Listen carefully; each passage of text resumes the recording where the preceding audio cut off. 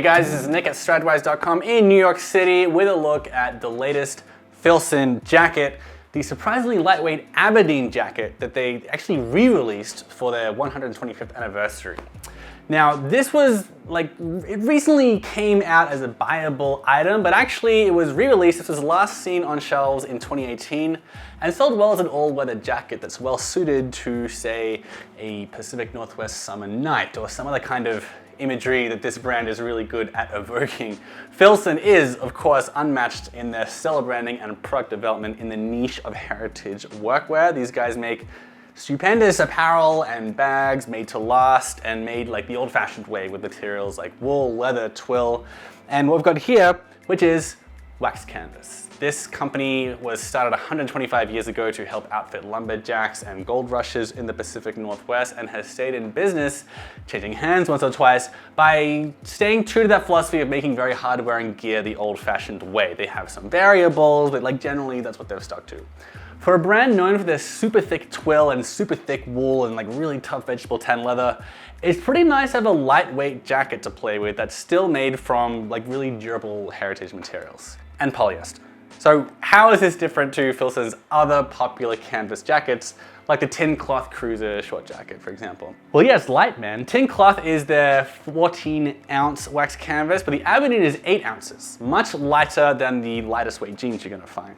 It's really dry finish wax too, so this doesn't feel sopping wet like some of the wax canvas out there, which I really like. Sticky, wet wax canvas gets pretty old pretty soon. It feels really stuffy to wear. Another reason this doesn't feel wet and sticky on your skin is that unlike a lot of Filson wax jackets, this one is lined. The lining is 3-ounce cotton. The sleeves are lined with polyester because that's a bit easier to layer and less likely to catch in your sleeves and stuff like that. Obviously, it's also cheaper than having it 100% cotton lined. Yeah, I get that, but a lot of people prefer polyester lining on the sleeves. I'm a big fan of the fact that the body is lined with cotton, and there's even moleskin cotton lining in these hidden hand-warm pockets here. Moleskin, for those unaware, it's cotton too. It's a densely woven cotton with a brushed surface, so it looks and feels a little like suede.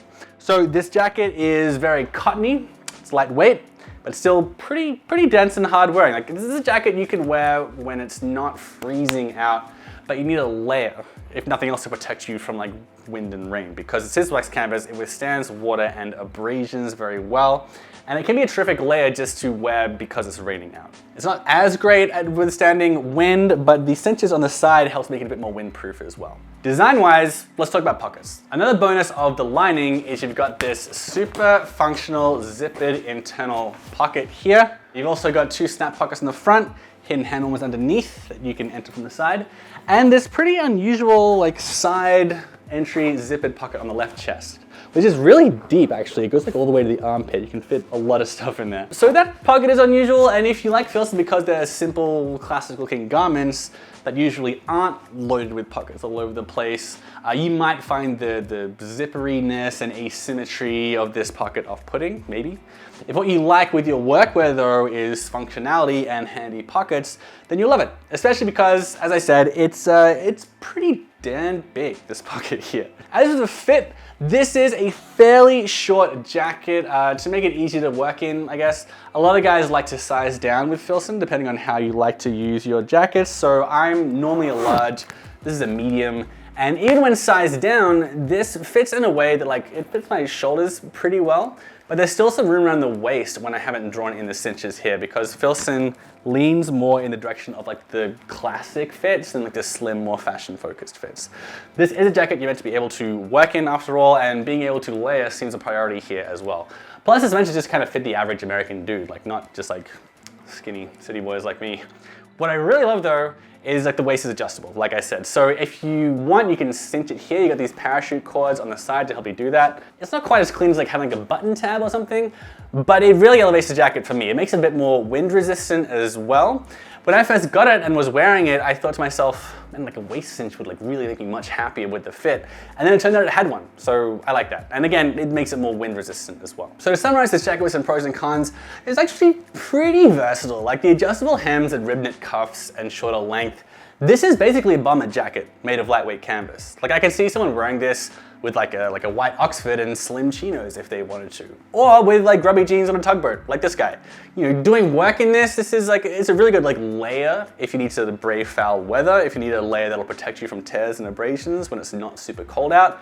It does the job, and the fit is good for layering as well. So this could be your next all-weather shell that you just adjust the layering for depending on the leather, right? I'm a big fan of the adjustable waist. It's never gonna make it a very, very slim jacket, but it does help with that. It helps with wind resistance as well. And the bigger waist makes it like a more democratic fit that's gonna fit on more body types as well. I really like that the body of the jacket is lined with cotton and that it allows for an internal pocket.